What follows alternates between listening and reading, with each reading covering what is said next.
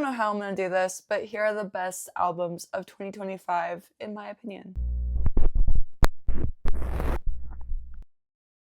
These are not in any order because that would absolutely tear me apart. Before we begin, here are some notable albums that didn't make it onto the cut, but they're pretty close. For those of you who have absolutely no idea who I am, I'm Sarah. I run The Music Enthusiast, a music blog where you discover your new favorite artists. The first album is Alessia Cara's Love and Hyperbole. This album had me in an absolute chokehold at the beginning of the year. Alessia is incredible at songwriting. She merges pop and R&B in this Alessia Cara way. Get to You is heartbreaking, but it's one of my favorite songs of all time. Incredible album. Next up, we have Joe the Crooks. To begin with, this album cover is stunning. I absolutely loved it. There are like little Easter eggs in the album cover that sort of relate to some songs and are just some fun little things that you can like look closely into the album art, especially when you have it physically and just see like, oh, there's a guy in the sewer there. There's Potion Cafe. And this album is just incredible. Wolf Alice, The Clearing. I love Wolf Alice. When they announced that they were coming back, I was just absolutely ecstatic. I knew I was gonna love it and I loved it. The Sofa is one of my favorite songs of all time and it's off of this album. Briston Maroney, Jimmy. I mean, it's indie rock at its finest. If you don't know Briston, I highly recommend. I love him so much. He was my quarantine discovery and I have been following him ever since. He said that these songs are about trying to be nothing more than yourself, and I think that just radiates through his music, but especially in this album. The Favors, The Dream. This is Ash and Phineas. You could feel their connection through this album. It's very like Daisy Jones and the Six, Fleetwood Mac kind of vibes. Daniel James McFadden, Back to the Country. I know you guys probably don't know Daniel. I absolutely love this album. I've been following him for a while and this is just road trip material. Billie Ann, Modes of Transportation. I discovered Billie Ann's music this year and I don't know where I was without her music. This album is just stunning and fun. There's like a mix of sad and fun songs in this album and her vocals are just insane. Map of Afterglades. It's a concept album by Toronto's Map of. It was made after a really bad creative rut that the singer went through. I had the pleasure of interviewing him about this album when he was here in Montreal in September.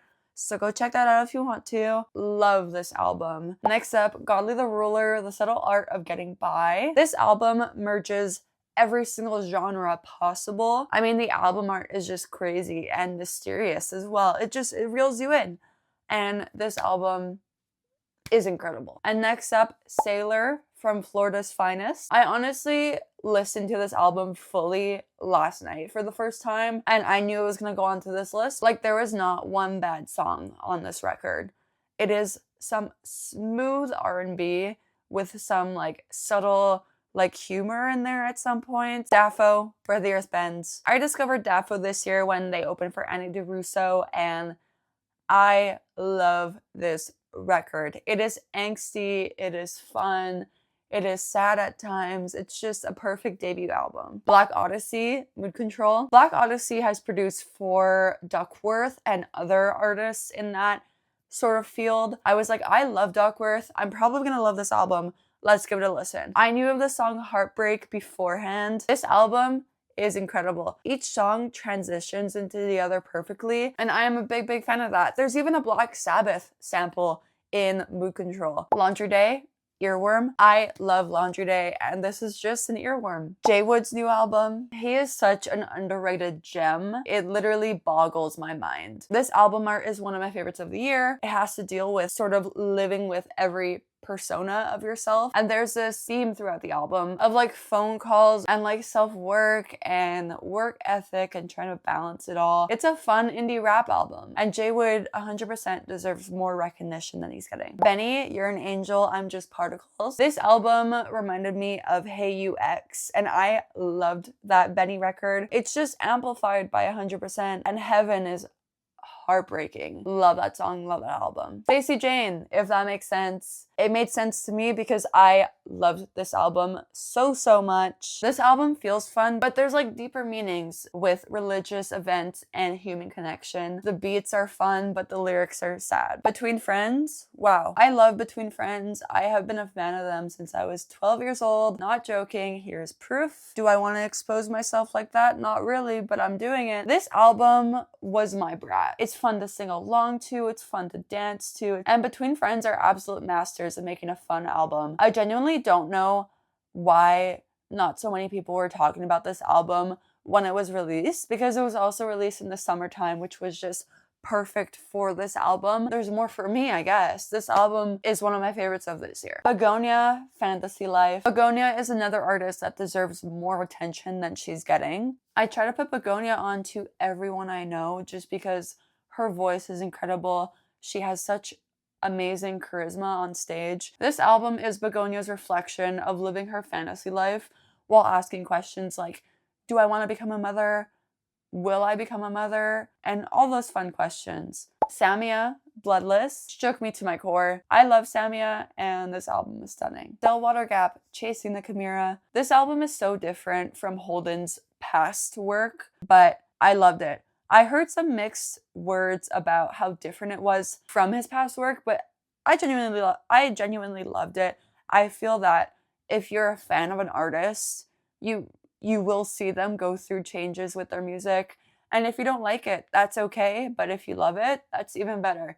I love this album. It is incredible. Last 5, guys. Since you made it this far, I think it's only fair that you subscribe and leave a comment saying what your favorite album of the year was. Cautious Clay, The Hours Night. This was the second part of his concept album this year.